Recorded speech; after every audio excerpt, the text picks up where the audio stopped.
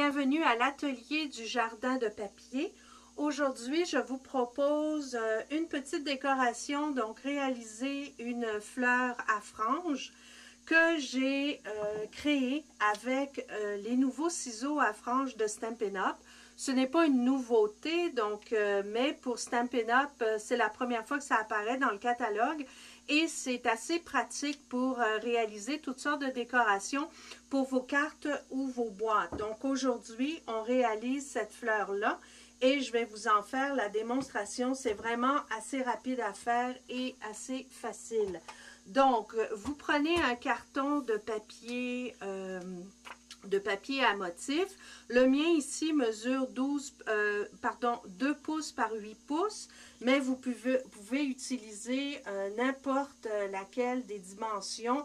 C'est selon la nature de votre projet. Donc, si c'est pour décorer une boîte, vous pouvez les faire plus grosses, vous pouvez les faire plus petites pour des cartes. Donc, il y a toutes sortes de possibilités. Mais aujourd'hui, je vous montre avec cette mesure-là. Donc, dans un premier temps, ce que je vais faire, c'est que je vais tracer une ligne de pliage dans le milieu de mon carton, de mon papier, pardon, comme ceci. Et je vais la plier. Donc, le motif qui va apparaître sur le dessus de ma fleur, donc c'est le motif extérieur. J'ai choisi celui-ci. Donc, avec le snail, on colle tout le long ici pour que ça tienne bien. Donc, je mets un petit peu de snail comme ça, tout le long, et je plie mon carton. Voilà, c'est parfait. Donc, avec les ciseaux à franges, je vais me rapprocher un petit peu pour vous montrer de quelle façon il faut procéder. Je vais vous donner un petit truc pour que ce soit plus facile. Donc, je le travaille à partir du centre du ciseau parce que c'est beaucoup plus facile à couper. Donc, je laisse toujours la largeur d'une frange au début de ma découpe comme ceci. Donc, vous faites attention de ne pas aller jusqu'au bout. Donc, vous laissez toujours la largeur d'une frange pour la découpe. C'est beaucoup plus facile et ça vous permet d'avoir des belles franges là, bien nettes et c'est plus facile à couper. Donc, on y va comme ça tout le long du centre de la fleur. Donc, ça va vous faire un genre de bouquet à l'intérieur. C'est vraiment très, très joli. Et pour finir, on y va comme ça. Donc, mes franges ont été créées tout le long. Là, ce qu'il faut faire, c'est simplement les rouler. Donc, je remets du snail sur le côté qui n'a pas été découpé de cette façon-là. Donc, vous pouvez, moi j'utilise du snail pour que ce soit plus rapide, mais vous pouvez également utiliser de la bande adhésive double face, là, c'est au choix. Donc, à partir du moment où c'est fait, donc la seule chose qui vous reste à faire, c'est délicatement de le rouler le plus rond possible. J'aurais pu prendre aussi un plioir pour pouvoir courber mon papier, mais je vous dirais que mes autres fleurs, je les ai fait comme ça, puis ça a très bien fonctionné. Donc, c'est simplement un petit jeu de patience. Donc, vous le pliez comme ça tout le long et on essaye de garder le plus possible une petite forme ronde, mais c'est pas plus grave parce que vous allez voir quand je vais avoir fini et que je vais coller le centre de ma fleur sur les petits pétales, ça se verra plus du tout. Donc, je continue de rouler et de plier en même temps. Assurez-vous que ça reste bien à la même distance ici pour pas que ça dépasse. Donc, voilà. C'est presque terminé. Voilà. Donc, si vous voulez faire votre fleur plus épaisse, vous pouvez rajouter une autre couche. Donc, c'est le même principe, vous le rajoutez par-dessus. Et vous pouvez aussi utiliser un papier d'une autre couleur. Donc, ça va vous donner un autre genre de fleur. Donc, le centre sera d'une couleur et l'extérieur d'une autre. Donc, une fois que c'est fait, vous ouvrez les pétales de cette façon-là. Donc, pour que le centre soit plus fourni.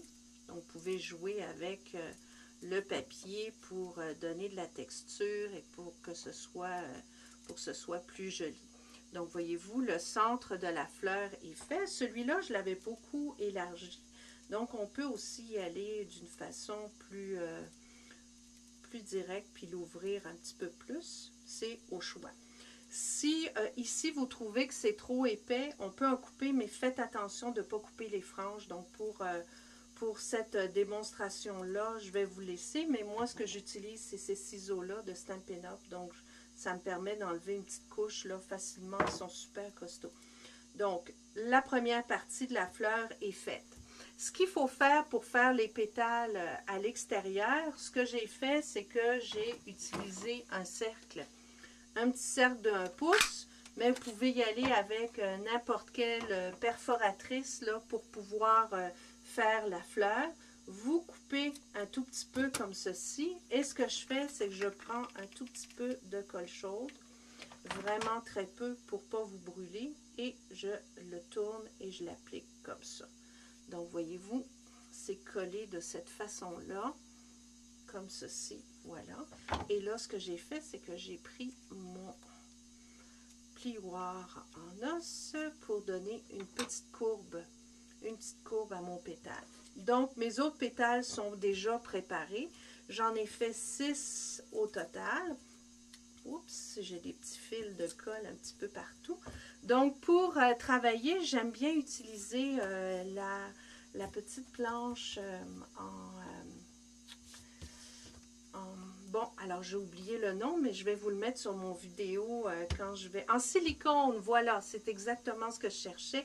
Donc, je vous mettrai le numéro là, quand je vais faire mon montage pour le vidéo. Donc, on commence à monter les petits pétales comme j'ai fait ici. Donc, toujours avec la colle chaude pour que ce soit plus facile. On met la colle où il y a eu la pliure pour que l'extérieur soit plus joli. Et je commence par en coller 3 de cette façon-là. Donc, je le fais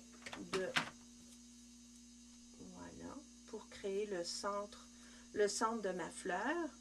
Et après ça, je vais pouvoir appliquer mes autres pétales tout autour. Donc, je le fais la même chose ici. La planche de silicone, je vais faire une petite démonstration. Si par exemple, vous travaillez sur une fleur puis vous voulez la laisser à plat, vous mettez un petit peu de colle sur votre silicone et vous appliquez votre fleur et ça ne bougera plus. Mais quand ça va être sec et que ça va avoir durci, vous allez pouvoir enlever très très facilement votre fleur. Donc, vous l'enlevez et puis vous avez juste à gommer comme ça avec votre doigt et la colle est partie sur le silicone. Donc, c'est vraiment génial. Alors, on y va. Donc, ici, je vais appliquer de la colle et je vais faire le montage de ma fleur. Donc, on s'amuse comme ça. Je les mets en décalé pour que ce soit plus joli. Donc, je peux y aller comme ça. Vous pouvez en mettre plus. J'ai choisi d'en mettre 6, mais si ça vous tente, vous pouvez faire un montage plus important, puis y aller avec plus de pétales. Donc, j'ai vu comme ça pour faire un genre de petite coupelle et à l'intérieur, je vais pouvoir coller ma fleur à franges. Donc, le montage est fait, voyez-vous. Donc, ça fait ça. Et il ne vous reste plus qu'à coller l'intérieur. Là, moi, je trouve que c'est trop épais. Donc, je vais vous montrer comment je fais. Je prends ces ciseaux de Stampin' Up qui sont très, très solides. Et regardez, ça se découpe très, très facilement. Donc, j'enlève ma partie. Je repositionne ma fleur comme ça, en faisant attention qu'elle ne se défasse pas. Je mets de la colle à l'intérieur de cette façon-là. Et en prenant tout ça ensemble, je vais aller le déposer. Donc, j'ai juste à l'appuyer et à ouvrir mes pétales. Donc, vous le gardez quelques secondes pour que ça tienne bien, que ça colle bien. Et voilà. Donc, votre fleur est montée de cette façon-là. Donc, voilà ce que ça donne. Et vous pouvez y aller avec différentes décorations. Donc, je pourrais rajouter des feuilles autour, faire toutes sortes de décorations. Et ça vous permet d'avoir quelque chose de super pour déposer sur une boîte, une couronne. Ou, comme je vous ai dit tout à l'heure, si vous le faites plus petit, Donc, c'est plus délicat à créer, mais si vous le faites plus petit, vous pouvez très bien le mettre sur une carte. J'espère que vous avez aimé mon petit vidéo du mercredi. Je vous donne rendez-vous sur jardindepapier.com pour découvrir les produits Stampin' Up! Et n'hésitez pas à me contacter si vous avez des questions ou pour passer une commande. Jardindepapier.com. Merci de votre visite et bonne création.